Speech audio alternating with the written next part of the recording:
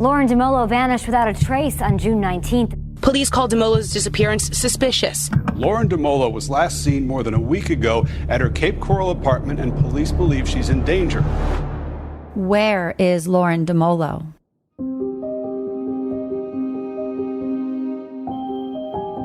I'm Hillary Wadsworth. And I'm Caitlin Boddy, and you're listening to Complicit. This is the story of Lauren Dumolo. She's been missing since June 19th, 2020. Well, it could have been June 18th, but we'll get to that. The circumstances around Lauren's disappearance have baffled her family, her friends, even the detectives who've been investigating her case. What's even more baffling are the clues we have and how they've come to light. In this podcast, we'll walk you through the case as we learned about it, through her family, through her friends, and through others who have firsthand knowledge. As the story evolves and details, sometimes uncomfortable ones, unfold, we will do our best to present you with a full picture surrounding Lauren's disappearance and the notable events leading up to that fateful day. Chapter 1: The Heart of Our Mystery. Meet Lauren. She's a stunning 5-foot, 100-pound blonde with bright brown eyes and a big smile, living in Cape Coral, Florida. She was 29 at the time of her disappearance. She turned 30 about a month after she disappeared, but wasn't around to celebrate with family and friends. Lauren was close with her family, specifically her dad, Paul, her Aunt Sue, and her 2 sisters, Cassie and Lindsay. My name is Paul Dumolo, and Lauren was my oldest daughter. I am Lauren's Aunt Sue. So I am Suzanne, but everybody knows me as Aunt Sue. I am Cassie. I am Lauren Dumolo's sister. Lauren is my older sister by 13 months. We have the same mother and father. My name is Lindsay. I am Lauren's half-sister.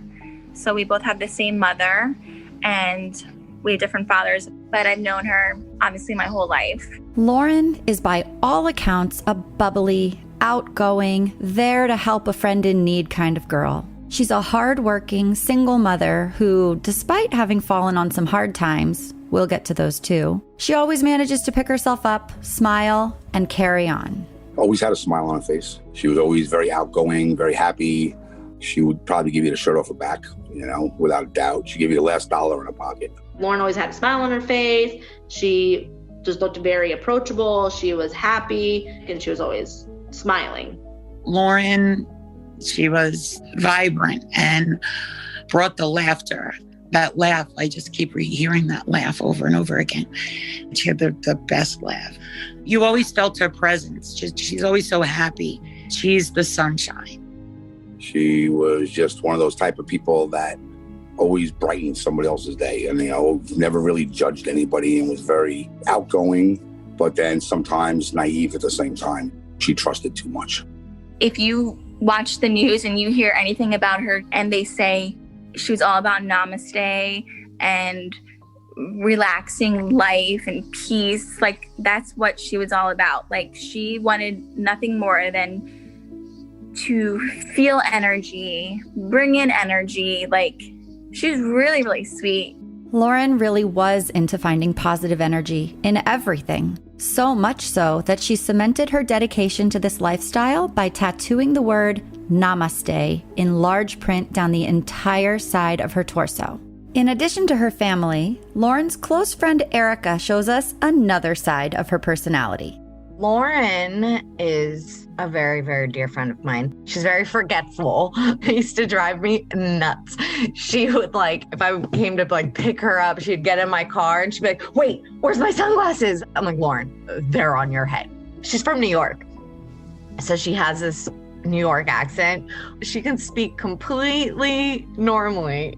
If she gets excited or she's telling a story, she's very animated when she talks and she uses her hands a lot, her accent comes out so heavily and it's just so funny. She even writes in her accent in her Facebook posts, I'm, quote, out to dinner, spelled Dinna.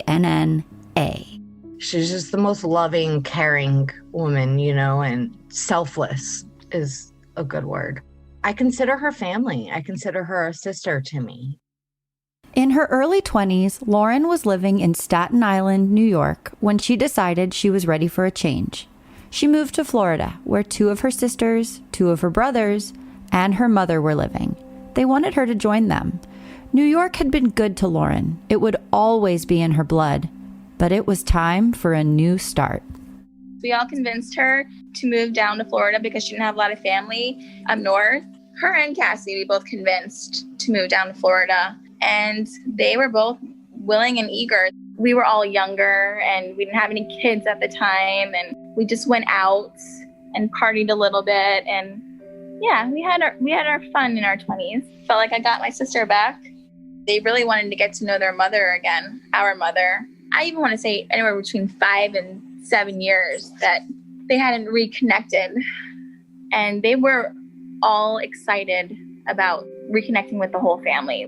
It had actually been 11 years since Lauren had connected with her mother. Cassie, too, for that matter. A divorce and custody agreement awarded Paul full custody of the girls. Their mother moved down to Florida, started anew, and Paul stayed up north. And that was it. And then, she never once contacted them for like 11 years or 12 years, nothing. There was nothing, no communication, no contact, nothing. And then when my daughters, Lauren and Cassie were like 18 and 17 or 18 and 19, they asked if they could talk to, contact their mother. I was like, yeah, go ahead. Lindsay and their other siblings did keep in touch, but living so far away, it was harder for them to have a close relationship.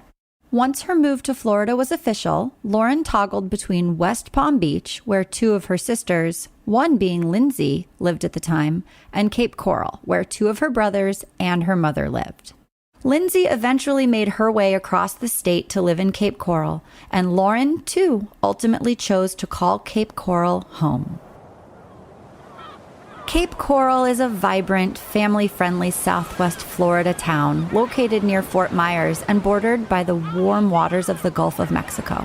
It has beautiful white sand beaches, lush golf courses, and the ever-popular Sunsplash Family Water Park, all within its borders.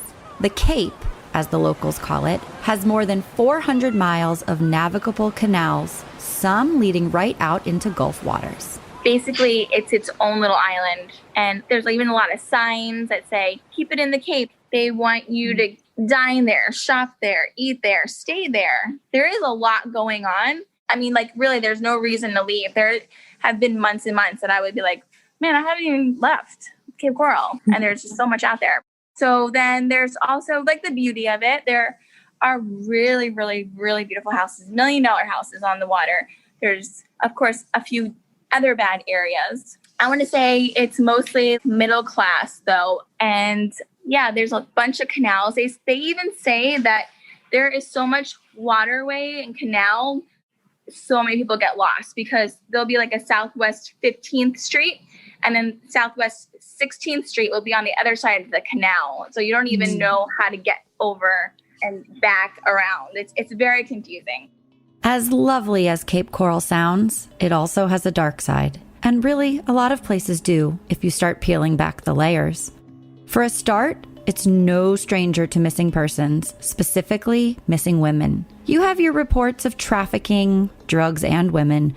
Or worse, there's an undercurrent of the nationwide drug epidemic. The opioid crisis is there. Heroin, fentanyl, cocaine, marijuana, it's all in a day's work for the Lee County Sheriff's Office. Their arrest records are public. Just take a look sometime. There's a theme. Lindsay went on to tell us about a coworker of hers who was murdered the previous October after a night out. A random guy who she met out that night. He killed her and stole her car. He was caught and put behind bars. And that incident happened just 4 blocks from where Lindsay and Lauren lived at the time. We found out that night that she was murdered in her house. I swear, it's you don't really hear these stories in such a beautiful town. You feel like your whole world is safe. However, as far as missing persons cases go, they actually do have a decent track record of locating people. In fact, the detective who is assigned to Lauren's case has never failed to solve a missing persons case. It had never even taken him this long to find a missing person. Until now. Until Lauren. Before we talk about the day Lauren disappeared, let's touch on a few more background details. She most recently moved back to the Cape in 2016, and she moved in with her sister Lindsay and her brother Jeffrey. She eventually moved in with her mom and her mom's boyfriend Victor. We are going to refer to her mom as Anne, though that is not her real name. Anne and Victor had been together for over 15 years, so as Lauren reconnected with her mom, she gained what was more like a stepdad who played an active role in her life. Anne and Victor's 2-bedroom, second-story apartment is in a small 4-unit complex and boasts an open floor plan and private screened-in lanai.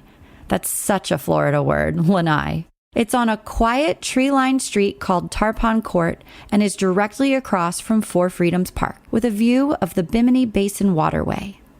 When Lauren moved in, there was actually another person already staying there, a man named Gabriel, who goes by Gabby. Gabby and Victor are very good friends and work partners at a local flooring and interior design company. But Lauren already knew Gabby. She met him a few years back through her mother during one of Lauren's previous moves to Cape Coral. And they were actually already dating, unbeknownst to some. Even her father, Paul, didn't know about their relationship until 2 years after they had been together. It wasn't too long after Lauren moved in with her mother and Victor that she and Gabby decided to get their own place together. And Lauren's brother, Jeffrey, who also works for the same company as Victor and Gabby, moved into that extra bedroom. Lauren and Gabby found a 1-bedroom place just a quarter-mile down the road on Coronado Parkway. Lauren took the apartment in her name. Chapter 2. The Last Kiss Goodbye. So, let's get back to June 19th, the alleged day of Lauren's disappearance. That morning, Lauren's boyfriend Gabby says he left for work around 6:30 a.m. from their apartment. By Gabby's own account, both to Lauren's family members and the Cape Coral Police Department, Lauren was still asleep in their bed when he was gearing up to leave for work. He kissed her goodbye, left for work, and that was the last time he ever saw her. Lauren usually started her day around 8 a.m. or so with a leisurely walk down the block to Four Freedoms Park, where she practiced meditation. Lauren was known for her meditation ritual. It was truly a part of her being. She meditated so much that she found like a different sense. A lot of people would probably say that's a little crazy. At this point, there was no reason to believe her morning on June 19th began any differently. Four Freedoms Park, remember, is the nearby public park just a block down the road from her apartment and directly across the street from the front of her mother and Victor's apartment, where she used to live. At first glance, it could be described as the quintessential Florida park, set on 3 acres of grassy flat land bordered on one side by water overlooking Bimini Basin, complete with boat docks and a sunbathing beach. Several picnic table areas are scattered throughout the park, and a large, shaded, fenced-in playground for children of all ages sits in the center. Its serene and peaceful ambiance provides ample options for meditating locations, like under a big tree, on the sunbathing beach next to the water, in the grass under the warmth of the sun, and so on. The park isn't totally perfect, though. It's not without its drug-related activities and people under the influence lurking around. But all in all, it's lovely, and was within walking distance from her home, which was important for Lauren, because she didn't have a car nor a driver's license. She didn't drive. She never even had a driver's license because she was afraid to drive after her car accident. She never even got a permit. The morning of Friday, June 19th, a man who wished to remain anonymous said he saw Lauren that morning around 8:30 a.m. She appeared to be walking toward her apartment from the direction of Four Freedoms Park. This all seemed to be a perfectly ordinary morning until she wasn't seen again. We'd like to take a moment to thank our sponsor, Bonafide. Bonafide's mission is to provide women with naturally powerful remedies to safely treat the natural symptoms that occur throughout their lives, from PMS to menopause and everything else along the way. All products are made with safe yet powerful ingredients, completely free from hormones and without alarming side effects. Their products are recommended by over 8,300 doctors across the country and are used by over 333,000 women and counting. Give Bonafide a try today. No hormones and no prescription required. Real relief without compromise. To get 20% off your first purchase when you subscribe to any product, go to hellobonafide.com and use promo code COMPLICIT. That's hello, BONAFIDE.com and code COMPLICIT. That's COMPLICIT for 20% off at checkout. Now we'll get into more about what happened with Lauren's disappearance. Here's what we know. On Friday, June 19th, Paul, Lauren's dad, received a phone call from Gabby at 10 o'clock p.m. Eastern Standard Time. That's 7 p.m. for Paul in California. Gabby was calling to tell Paul that Lauren wasn't home and that he was concerned. He thought Paul should know. Since Paul was 3,000 miles away, he suggested trying to get in touch with Anne, Lauren's mom, to see if she had heard from her. Remember, Anne and Victor lived nearby, just down the road. Lauren's Aunt Sue, who is Anne's sister, found it odd that Gabby's conversation with Paul happened prior to any contact with local family members. And he never even called my sister to say, is Lauren there? He just walked in the house and called Paul right away and said she's missing. Next day, I call him back, which is Saturday morning. And he said, no, she never came home. I'm at work. I'll call you when I get home. So my daughter, Cassie, called the police department and did a wellness check on Lauren on Saturday. And a policewoman went down there.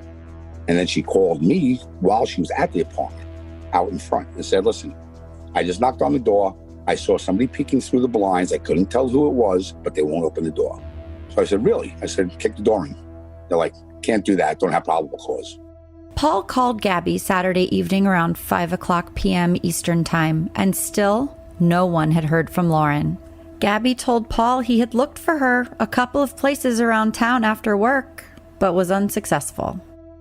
I said, when she gets home tonight, as soon as she gets there, because I'm getting really worried, I expect a phone call immediately from her, if not from you or both of you. He goes, I'm not going to be here. I'm spending the night at my friend's house.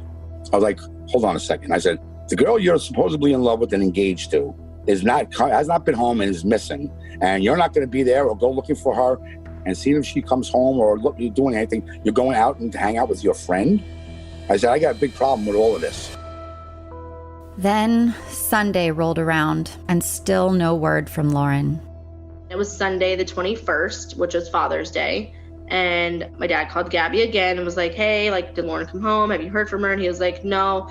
And my dad kind of knew something was wrong because Lauren didn't call him for Father's Day. And like, Lauren's not a person to miss a holiday, especially not Father's Day. Like, my sister and my dad have a really good relationship and they always, check in. So at that point, like, I had actually reached out to Victor and Gabby and asked them, like, can you please just go file a missing person report? Like, it'll take 15 minutes. I'm like, you don't even have to go there. We can send the cops to your house and you can just do it there. So Victor had like made a big stink about it and was like, yeah, I'm heading over there now. I can't just jump when everyone asks me to. And I'm like, I don't think I'm asking for much. Like, my sister's missing. I'm just asking you to go, check.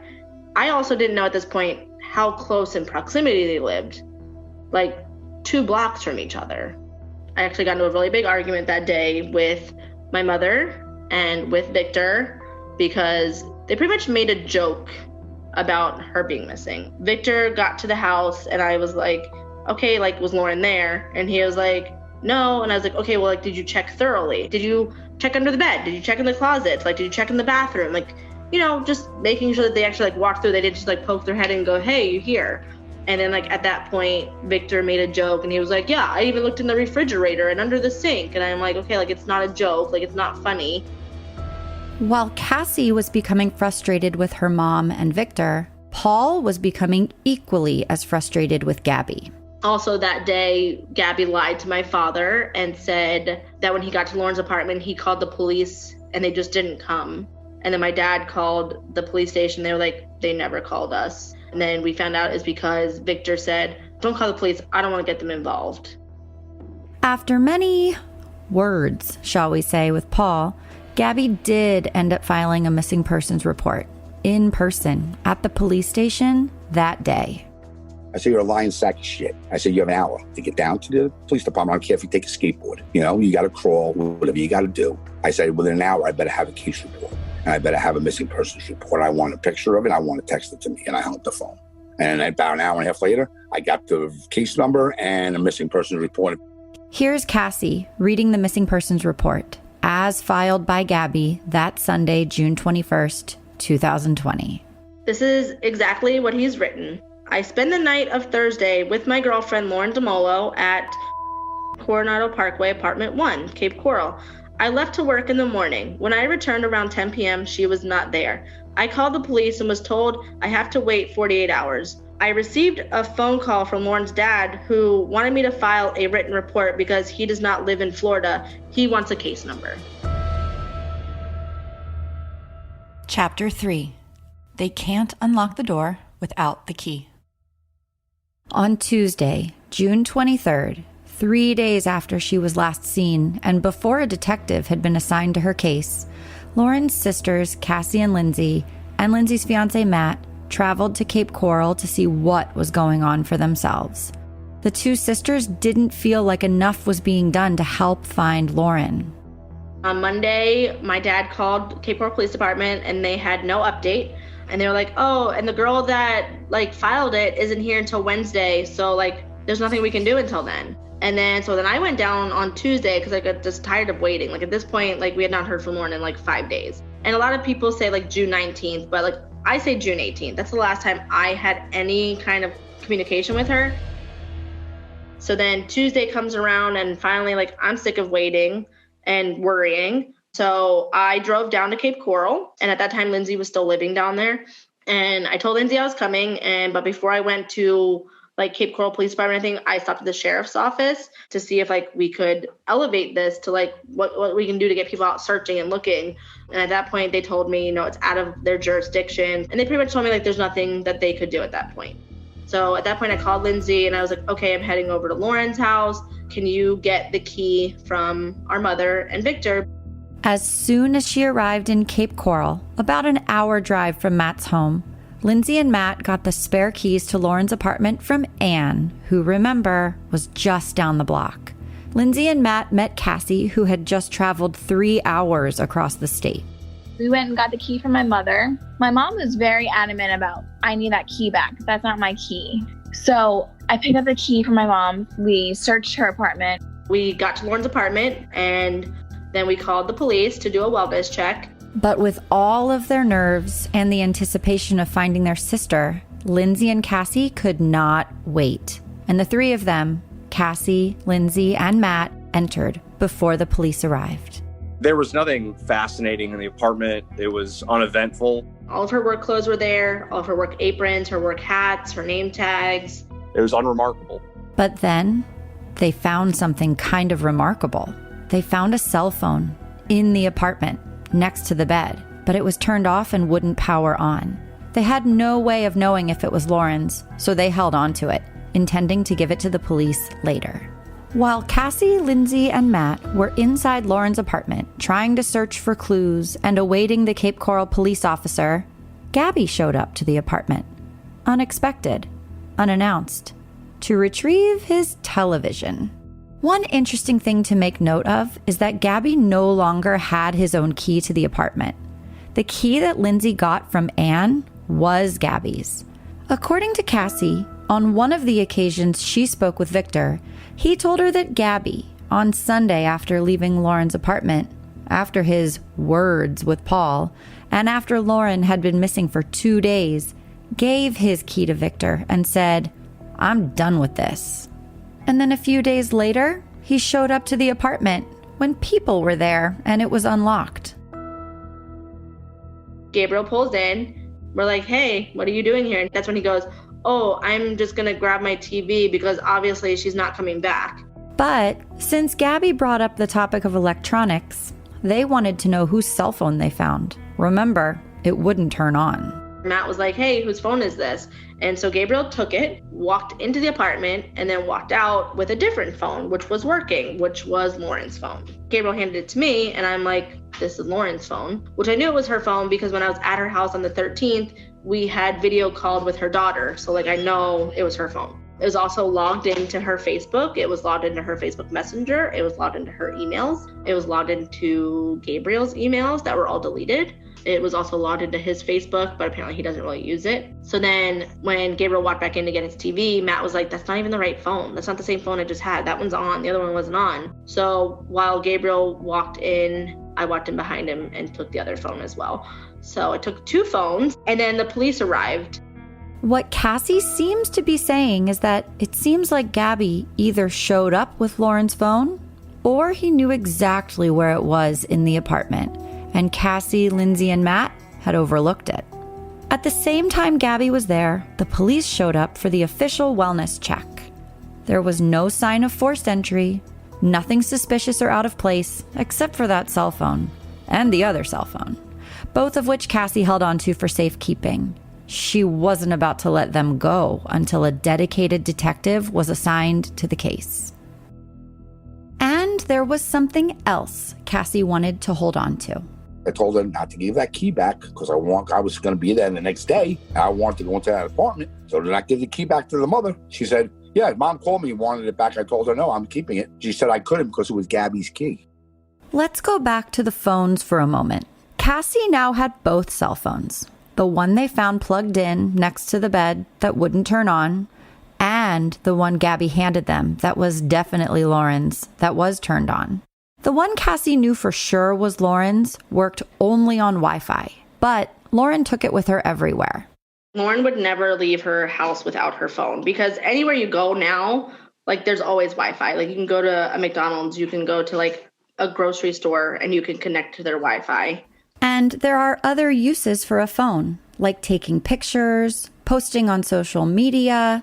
Lauren posted on Facebook almost daily. She had posted a picture of herself in a bathing suit from a couple of years ago, and then poof, she went off social media. I almost feel like she went off the grid. Lindsay is referring to Lauren's last Facebook post she ever made on Thursday, June 18th. Cassie really wanted to know if there were any clues on Lauren's working phone, but unfortunately, it wasn't the treasure trove she wanted. This phone she had only been using since June 8th, so 10 days. I was able to look in her conversations on Facebook Messenger, old text messages, old ones because this is an old phone. So anything that was saved previously. She didn't have a lot in this phone, maybe 10, 15 photos. There really wasn't a lot to look into. From what Cassie was able to see, the cell phone history did indicate a Facebook message to Gabby and a video call from Lauren to Gabby at 10 a.m. on June 19th. There was no activity on her phone after that 10 a.m. unanswered Facebook call. And Gabby? He insisted that he never received that call.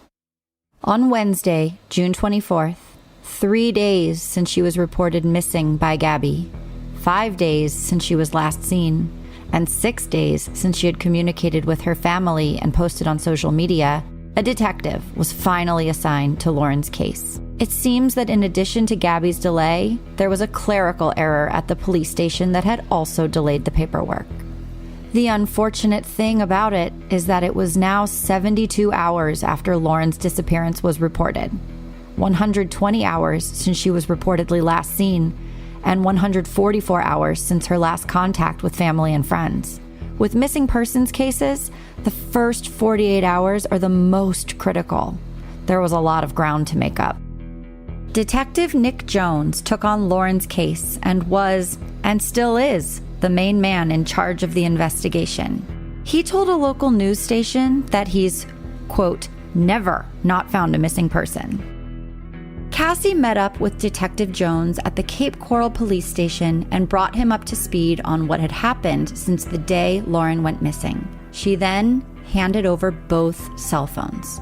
At that point, Detective Jones bumped up Lauren's case from missing to missing and endangered. The "and endangered" is added when someone leaves without their worldly possessions, as if intending to return home. The fact that Lauren's cell phone was left behind was alarming. This is not Lauren. This is not her MO. She would never, ever just disappear and go months without speaking to her family, without reaching out to her friends, without contact with her daughter. Absolutely not. Never. It would never happen. That evening, Paul Dumolo arrived from California. He needed answers, and he wanted them now. I'm not going to stop until I find out what happened to my daughter. On the next Complicit. The search for Lauren is on. There was a sheriff boat in the water with a diver on it. There were like 2 other cop boats in the water with divers on it. There was a big van that said Cape Coral Police Department dive team. There was a sheriff's truck. He said, I went to a couple of stores on the way home and stopped to see if she was in there. I even looked under the bridge. I was like, what does that mean, dude? Clues begin to mysteriously appear. What was so bizarre to me is like, how did we miss this before? There's a shirt, clear as day.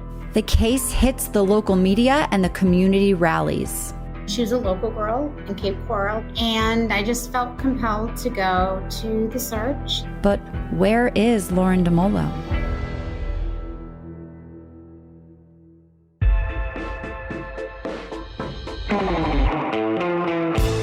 Thanks for listening to Complicit, a true mystery podcast about the disappearance of Lauren Dumolo. If you have any information about the disappearance of Lauren Dumolo, please call 1-800-780-TIPS. That's 1-800-780-8477. Or go to www.capecops.com/tips. Or you can text a tip to CRIMES.